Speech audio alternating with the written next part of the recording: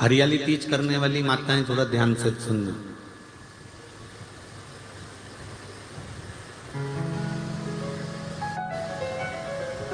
हरियाली तीज जब माताएं करती हैं तो एक हरियाली तीज, एक गणगौर की तीज, ये दो तीज के व्रत ऐसे होते हैं जिसमें जब माताएं करती हैं तो उस समय पर उमा, ब्रह्मणी और लक्ष्मी, इन तीनों की आराधना का फल उसको केवल एक व्रत से प्राप्त हो जाता है। अब देखिए, व्रत से एक ही उपवास से उसको संपूर्ण तप साधना का फल प्राप्त हो रहा है, संपूर्ण तप साधना का फल उसको मिल रहा है। मात्र एक व्रत से, केवल एक व्रत कर रहे हैं, संपूर्ण तप साधना का फल उसको प्राप्त हो रहा है। तो ब्रह्मणी ने ब्रह्मदेव से मांगा, लक्ष्मी जी ने भगवान विष्णु से मांगा, पार्वती जी ने भगवान शिव से मांगा कि ऐसा वर दे दीजिए जिस वर से एक ही व्रत करने से संपूर्ण फल की प्राप्ति हो जाए, संपूर्ण फल मिल जाए। ऐसा एक व्रत का फल दे दीजिए, मात्र एक व्रत का। अब देखिए, ब्रह्मा, विष्णु और महेश,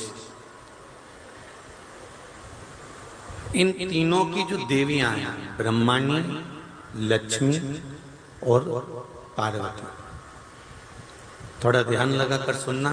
तीज शिव महापुराण की कथा ही नहीं, आप जो तीज करते हो, हरियाली करो चाहे सातुड़ी करो, उस तीज की महत्वता क्या है, इस हिंगोली की शिव महापुराण की कथा में अपने को समझना है कि उसकी मूल तत्वता, उसकी महत्वता है क्या, उसका महत्व क्या है। भगवान ब्रह्मा, भगवान विष्णु और भगवान शिव, इन तीनों की जो अर्धांगिनियां, ब्रह्मणी, लक्ष्मी और पार्वती, इन तीनों ने तप कर कर, साधना कर कर ब्रह्मदेव को, भगवान विष्णु को और भगवान शंकर को प्राप्त किया। और तीनों ने प्राप्त कर कर तीनों देवताओं से वर मांगा कि वर हमको ऐसा दीजिए कि हमारे तप साधना का फल नारी को तीज के दिन प्राप्त हो जाए। अब एक बात ध्यान से सुनिएगा, सारे व्रत, आपका अगर स्वास्थ्य खराब हो गया तो आप व्रत छोड़ सकते हो। जितने भी व्रत आप लोग कर रहे हैं पूर्व के, सोमवार, मंगलवार, एकादशी, छठ, पंचमी, चतुर्थी, अगर आपका स्वास्थ्य खराब है तो आप उस व्रत को छोड़ सकते हो, सारे व्रत को छोड़ सकते हो। पर तीज का जो व्रत होता है, ये व्रत एक बार लेने के बाद जब प्राण छूटते हैं तभी ये व्रत समाप्त होता है, अन्यथा बीच में ये व्रत समाप्त नहीं।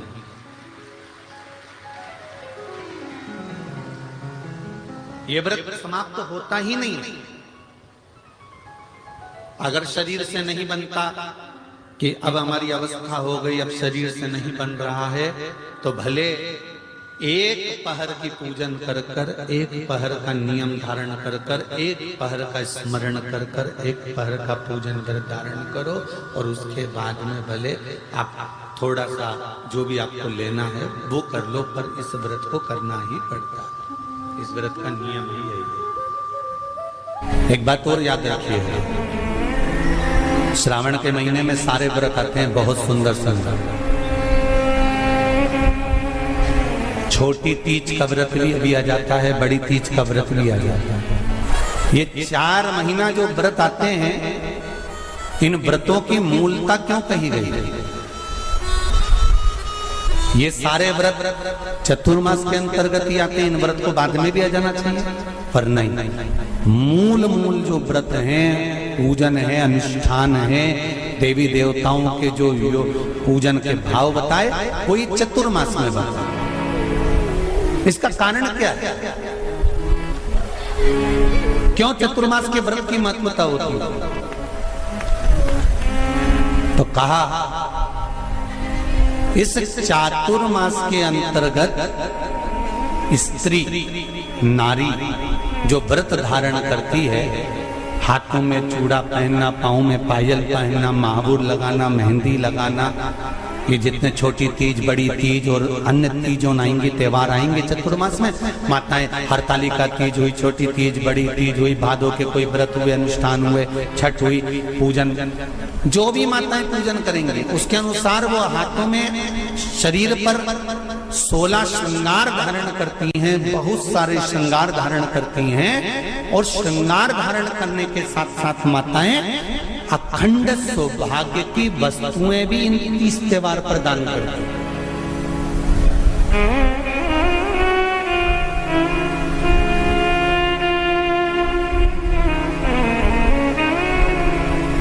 जो अखंड सौभाग्य की सूचक है, जो अखंड सौभाग्य की वस्तुएं वो देने का प्रयास करते हैं, दान। क्यों जीजियो, एक बात बताओ, जितने भी माताएं कथा सुन रही हैं और जितने फेसबुक यूट्यूब पर सुन रहे हैं और जितने आस्था चैनल पर सुन रहे हैं, श्रावण के महीने की श्रावण शिव महापुराण की कथा सुन रहे हैं, एक बात दिल से बताना, जितनी सौभाग्यवती माताएं होती हैं, ये संक्रांति पर भी 13 चीजें दान करती हैं, 14 चीजें दान करती हैं। बीच में कोई 16 सोमवार का उद्यापन करेंगी तो भी सुहाग की सामग्री देंगी, उद्यापन करेंगी तो भी सुहाग की सामग्री देंगी, कोई कार्य करेंगी तो भी सौभाग्य की सामग्री देंगी। सौभाग्य की सामग्री का दान क्यों किया जाए? सौभाग्य सूचक वस्तुओं का दान क्यों किया जाए? सौभाग्य की वस्तुएं क्यों प्रदान करी जाती है, क्यों दी जाती है? उसका कारण क्या है?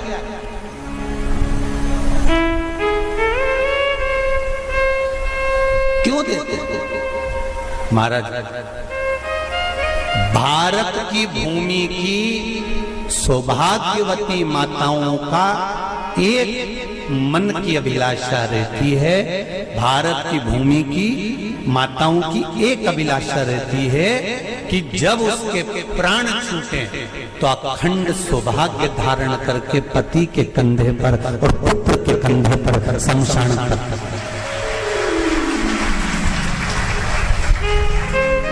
ये भारत की भूमि की माताओं की सोच है, उनके मन का संकल्प, उनके मन का भाव। मेरे भारत की माताएं अखंड सौभाग्य की वस्तुएं धारण कर कर अपने आप को गौरवान्वितता महसूस करती हैं, और विदेश की माताएं ये सब वस्तुएं उतार कर गौरवान्वितता महसूस करती हैं।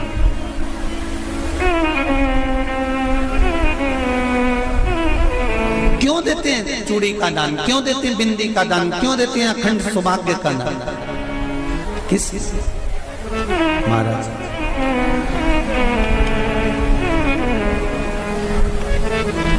मेरे हाथों में भर भर के चूड़ी रहे, मेरे हाथों में भर भर के चूड़ी, और मैया कोई काम नहीं, मेरे मस्तक पे चमकती चूनर रहे, मेरे मस्तक पे चमकती चूनर रहे, और मैया कोई काम नहीं,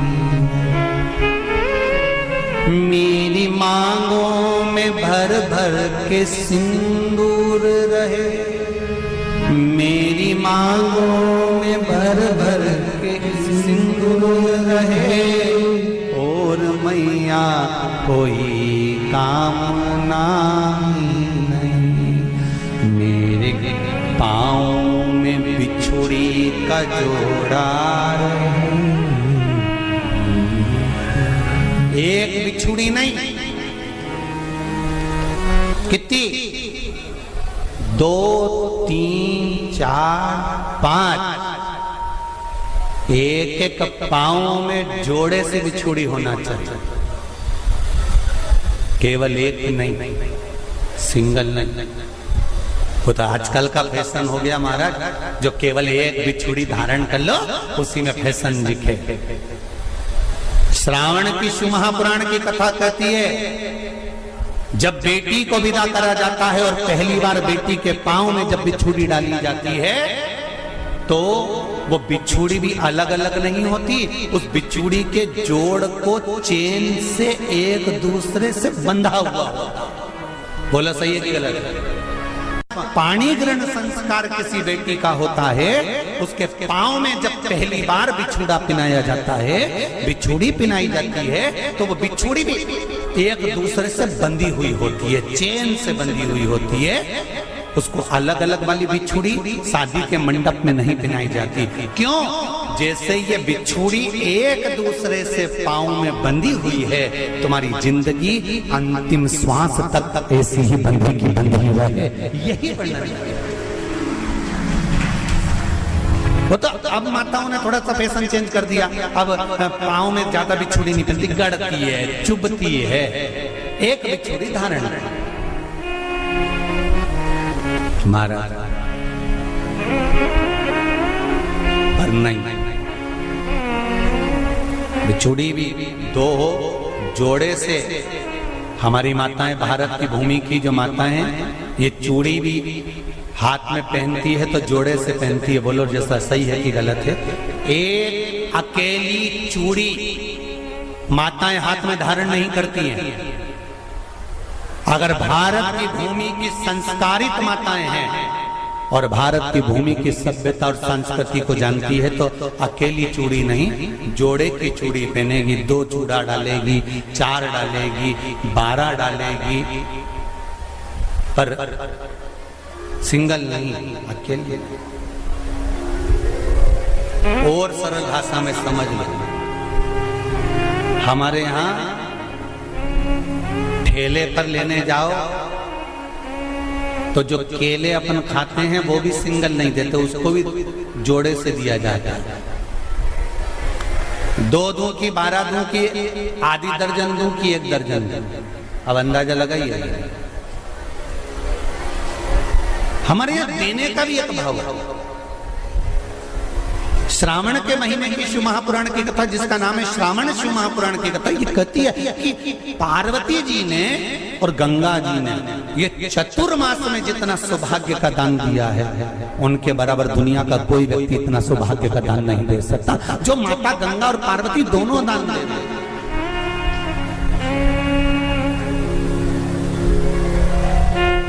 प्रतिदिन दे रहे। और अब तो फैशन आ गया, तुम लोगों को जो सौभाग्य का दान देते हो प्लास्टिक की डलिया में देते हो। पर एक एक पुराण को उठा कर देख लेना, एक एक उद्यापन को उठा कर देख लेना, जितनी तुम कथा तुम्हारे घर में छोटी छोटी कथाओं की पोथियां पढ़ी हो, उनको उठा कर देख लेना। उसमें नहीं लिखा कि प्लास्टिक की डलिया में सौभाग्य की वस्तु का दान दिया जाता है। उसमें लिखा है बांस की पिटारी में, बांस की डलिया में सौभाग्य की वस्तुओं का दान दिया गया। क्यों? क्योंकि बांस वंश की वृद्धि करता है, बांस सौभाग्य की वृद्धि करता है, और बांस अखंड सौभाग्य। जैसे बांस का पौधा बढ़ते चले जाता है, बढ़ते चले जाता है, उसी तरह बांस की डलिया में जब दान दिया जाता है, बांस की टोकनी में जब दान दिया जाता है, तो ये भाव रखा जाता है कि तुम्हारा सौभाग्य ऐसे ही बढ़ता रहे। पर अब थोड़ा सा फैशन चेंज हो गया, तो प्लास्टिक की डलिया, पर प्लास्टिक की नहीं। महाराज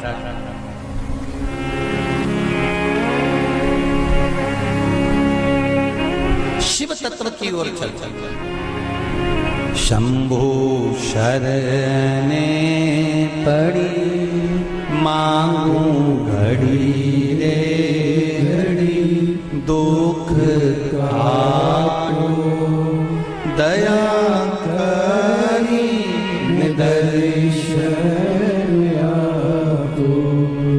तो गंगा मैया और पार्वती मैया चतुर्मास के अंतर्गत जो त्योहार पड़ता है, चतुर्मास के अंतर्गत जो व्रत पड़ते हैं, ये किसी दूसरे के नहीं है।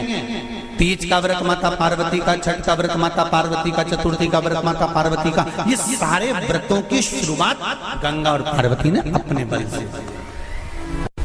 बोलो हर हर महादेव। ये अपने बल से बनाना, अपने बल से।